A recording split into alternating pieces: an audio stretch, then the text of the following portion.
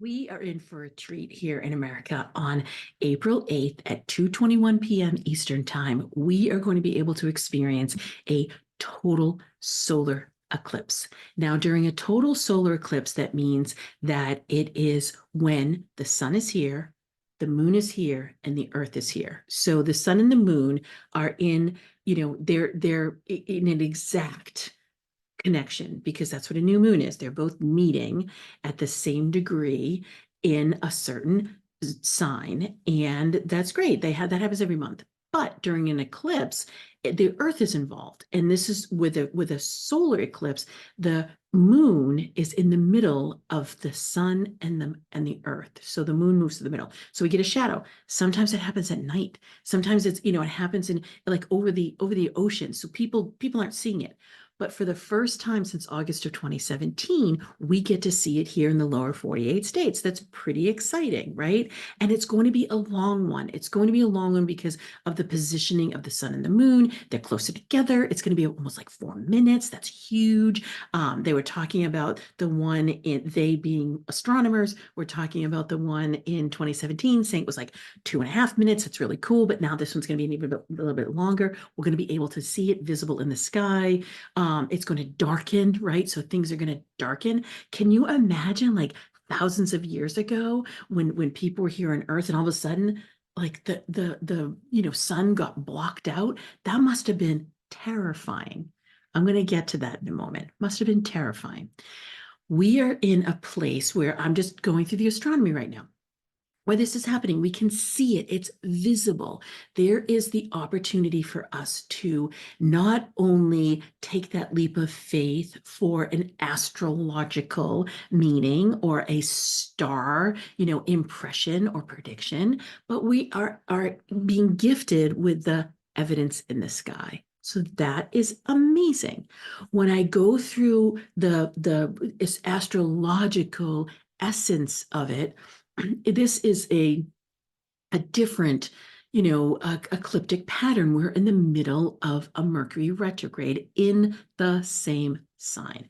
So let's look at, I'm going to show the chart, right? So when, if you're listening to this on the podcast or you're seeing the video of it, I'm showing a chart of the stars in the sky and how they look, but it's something that doesn't make a big impression because there aren't lines drawn all over it. A lot of times there's lots of lines and we're like, oh my gosh, that looks like a lot of energy. This one doesn't look like a lot of energy, but there's a lot of blending. They're called conjunctions. There's a lot of that. And so when I'm looking at this, we've got what's called a stellium in Aries, and we've got a kiss or a blending of Mars and Saturn in Pisces. And then we've got a really close configuration that's not going to happen until the 21st between Uranus and Jupiter in Taurus, blah, blah, blah, blah. What does this mean? What this means is that it's a very Aryan forward energy. Normally on a new moon, the first new moon of the zodiac year starts with the equinox in March. That's the birth of hey, we're hitting a new cycle. This is where Aries is all about initiation and awakening and the divine spark. The beautiful stone to express this is garnet. Garnet is literally the divine spark of creation. This is where it's the inception of the soul. I'm literally looking at this eclipse as the portal to your inner wisdom, just because of the way the configuration is with this initiating energy of Aries. And we have the sun, the moon, Mercury, Chiron, and the collective soul destiny here. That is a massive amount of energy in Aries. It's a little bit muffled though, because Mercury is so evident for us in this day and age. Think about it. It's communication. Mercury is travel. Mercury is technology. We feel the impact when Mercury goes retrograde a lot more now in the past, handful of decades than we ever did, because we rely more on the small global, interconnected economy that we have, or connection that we have. So we have been seeing lots of events that have been destabilizing travel, been destabilizing technology, been destabilizing our ability to connect. That is literally Mercury's job when he goes retrograde. Why? It's his job because he wants us to be able to observe, to perceive, to reason, to intuit. He wants us to be in an essence of the feeling space, that sensory space. He wants to almost, like, you can hear, see, no, no, nope, get rid of those senses. I want you to drop into yourself. When he's in Aries, it's very fiery, it's very sparky. We have all this other energy here right now. It's tremendously healing. We have Chiron here. It's unbelievably oriented around soul destiny because we have our collective soul destiny here. This is an initiating time. And yet it's dampened, it's muted, it's locked up. It's locked up because we're in an eclipse. So this is the last piece of the ecliptic pair. The first one was the full moon on March 25th, and that was about like really defending and protecting and really putting ourselves in, like, putting our armor on. This one is a lot more in the healing space. But in eclipse, there are lots of things that are hidden. There are lots of things that are not going to be uncovered, if ever. And so when we want to have this beautiful, we just hit the equinox, we have the start of the zodiac. If we look at Chinese medicine, we're in the wood stage, we're in a planning stage, we're in the wood dragon year. We want to move forward. We just have all the planets moving direct until April 1st, until this, and I started it on the ecliptic day of the 25th of March, where we're going to start seeing this wrangling, if you will. That does not feel great. That does not seem to be where we want to be. We want to move forward. We want to grow. We want to expand. We want to reach for success. And yet we've got this dampening down. And yet, right? And yet there's tremendous healing with that. I will say with that Mars and Saturn configuration, there's tremendous stamina and tremendous ability to be able to commit. There is a beautiful unifying ability here if we are brave enough. If we don't get caught up in the frustration of the constraint and the limits, and we don't start, over questioning.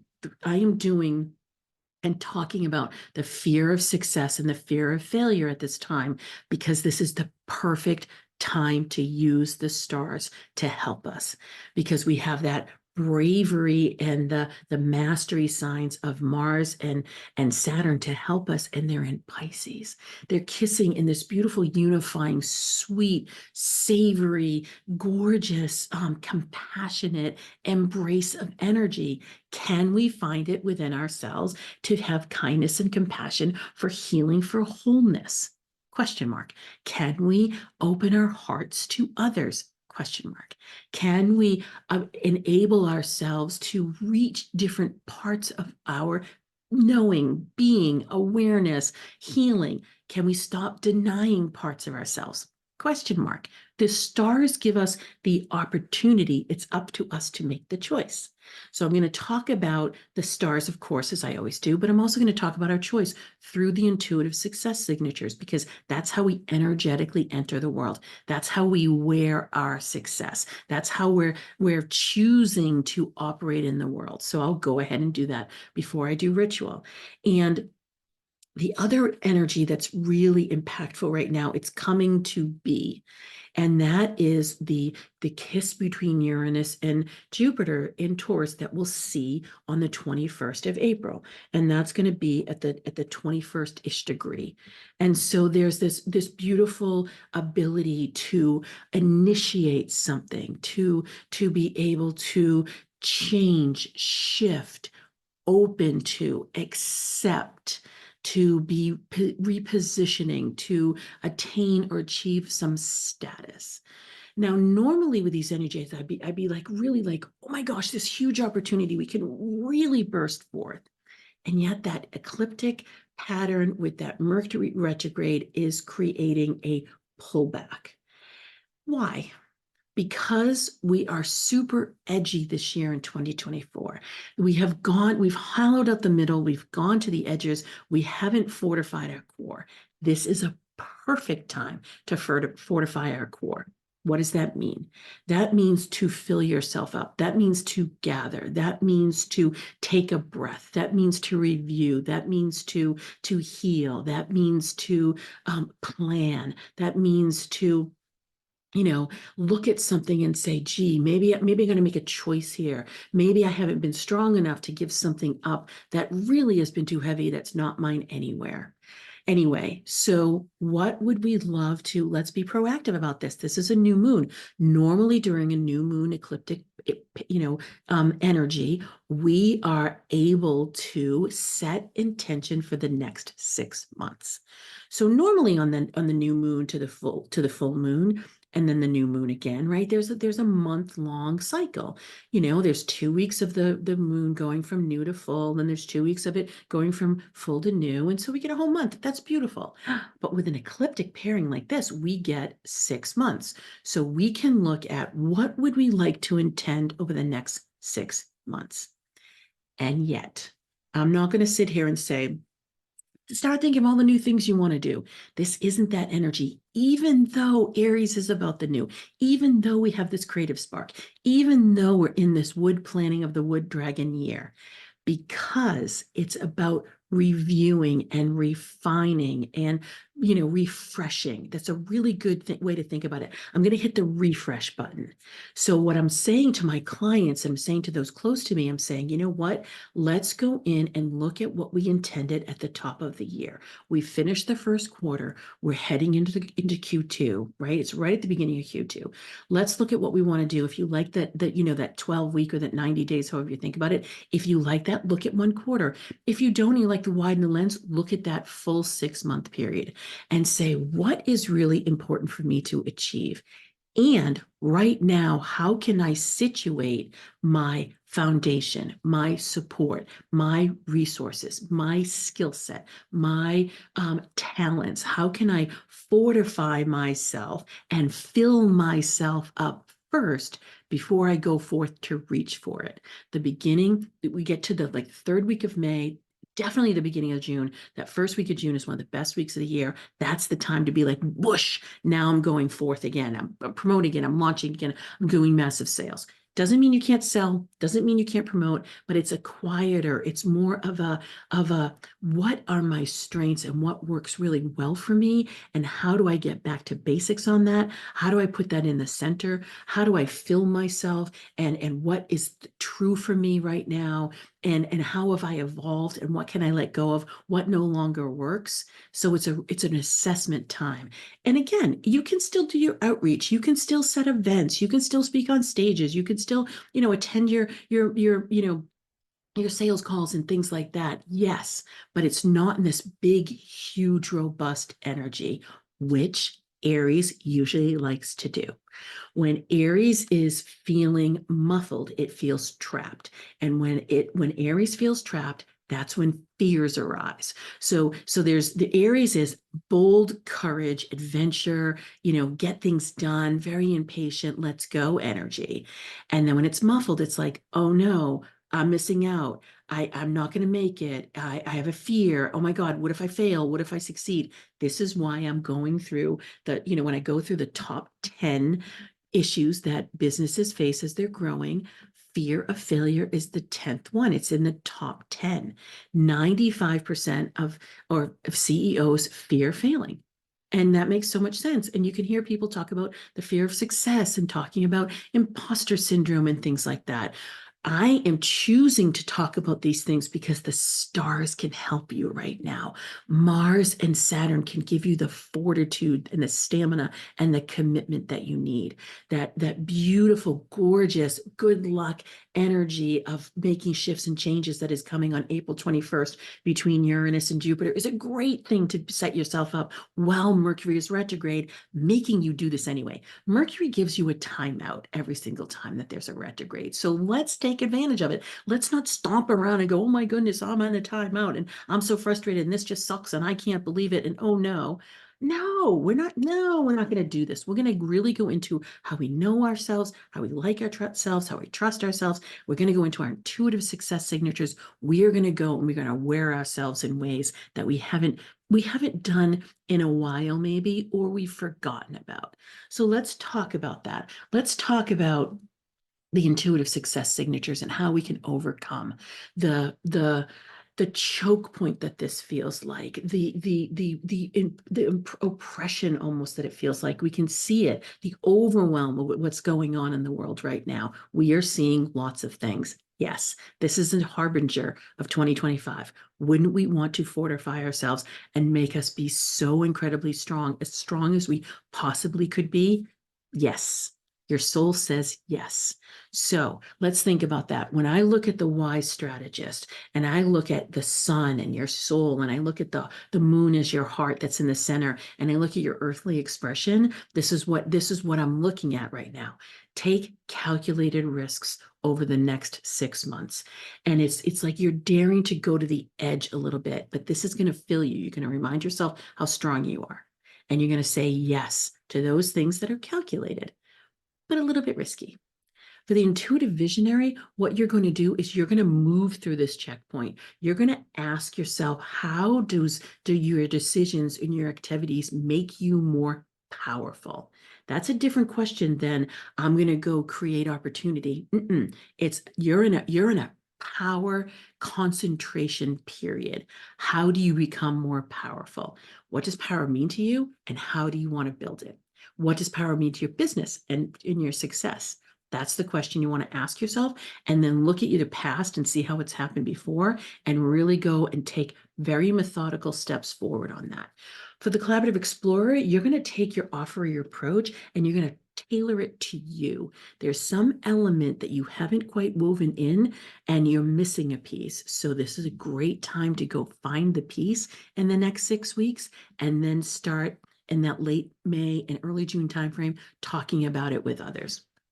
For the ruling warrior, you're going to create something new, something different, something unexpected is even better, right? So you could be, taking part in a book or telling your story. It could be something like that, creating a different stage for yourself. It could be an offer that you haven't done. It could be a free, kind of coaching call, something like that. Depends on what you do. It could be a free promotion with your products as an entryway to entice those that you don't normally reach, and then you can start that selling in that beginning of June. For the creative superstar, you're going to ask yourself every week, should you choose to accept this mission, what is hard? Do something difficult, one difficult thing every week for the next 6 months. You will galvanize your success in ways that you never have before in your life. And with that loving alchemist, you're going to find that flow for you. What feeds you, what feeds your bottom line, what feeds you, what feeds your bottom line. And that's a beautiful rhythm for you to be in. And that's going to create lasting success for you. So, overcoming the fear of failure, fear of success. They're two sides of the same coin. Let's go in. We're going to go into ritual right now. We're going to really breathe in the gorgeous Aryan energy, the sun and the moon in that ecliptic, intentional uncovering, removing the mask, asking that which wants to be revealed for yourself. So take a few deep breaths. And I want you to have your breath start talking to Mercury. What does Mercury have to say to you right now? In Aries, how does he want you to feel passionate about your life? How is he asking you to lead? What is he asking you to give up? These things have been happening and you've been frustrated, but now's the time to say, what do you mean? What is this? What is the intention of this? How is this supportive for me? How does this set me up for my future? How does this fill me and myself at the core? Let Mercury talk to you. Let the sun and the moon, let them bask. Let the shadow part of yourself be revealed. With that gorgeous Saturn and Mars energy in Pisces, let that beautiful, kind stamina and commitment prioritize you and what fills you and feeds you, and what helps you, wraps you in beauty and harmony and peace. What makes you feel lighter, yet stronger, weightless, yet formidable.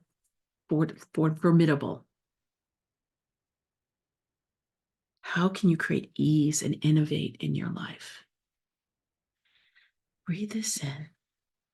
And let's envision that the sun and the moon and all the planets, Mercury, all the planets initiate your connection to your soul. Galvanize the mission that you've said yes to, your destiny. Give you the bravery to take the risks to fulfill your heart's desires. Let's imagine these planets sitting right beside you. Let's befriend them. Let's imagine that Saturn and Mars are these big, strong, formidable energies. They're standing right beside you or behind you, supporting you. Let's imagine that Mercury is fleet of foot and fun and lighthearted, a little mischievous. Let's imagine that the sun and the moon really tuck you in. They give you hugs. They could be like grandmother, grandfather energy for you in the most benevolent way. And let's imagine that the beautiful quest, the gorgeous activation and activity for you is with Jupiter and Uranus. And there's Pluto off in the distance looking, saying, I see you and your full potential. I can help you get there. Let's allow these stars to be beautifully aligned with your energies. And let's ask which one wants to come to you. We haven't mentioned Venus or Neptune. Maybe they do. Maybe they want to take your hands, befriend you, allow you to open to yourself. Maybe they see you and mirror you back to you in such beautiful, delicious, and supportive ways. Let me just bring one more energy in, and that's of olive. It's filled with joy. Whether you want to take the flower essence, whether you want to snack on the beautiful, pungent, gorgeous, really deep, flavorful, savory condiment, or whether you want to imagine the tree. This beautiful ability to bring all these energies together with the olive tree. And at your feet lie garnet, sparking the awakening, the creativity, the imagination, and the innovation of you. And with this, you've set your intention.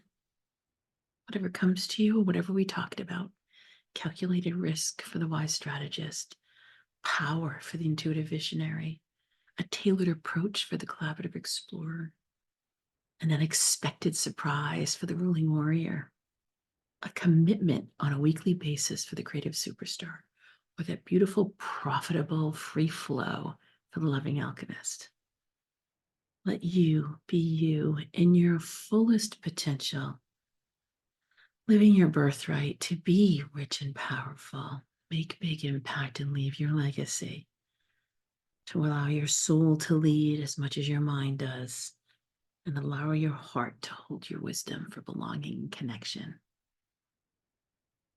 Let's let the stirring of this beautiful total solar eclipse ignite you to refresh for the next few weeks while you gather yourself to make yourself whole and fill your core, so then you can make the rest of 2024 be as impactful and as delightful as you originally intended at the top of the year. And with that, come back to yourself, giving great gratitude to all the planets and all the stars, the sun and the moon in particular, to the beautiful earth, to the innovative energy, the garnet and the olive. When you're ready, you open your eyes, you take a nice few deep breaths, journal anything that comes to you, enjoy this energy.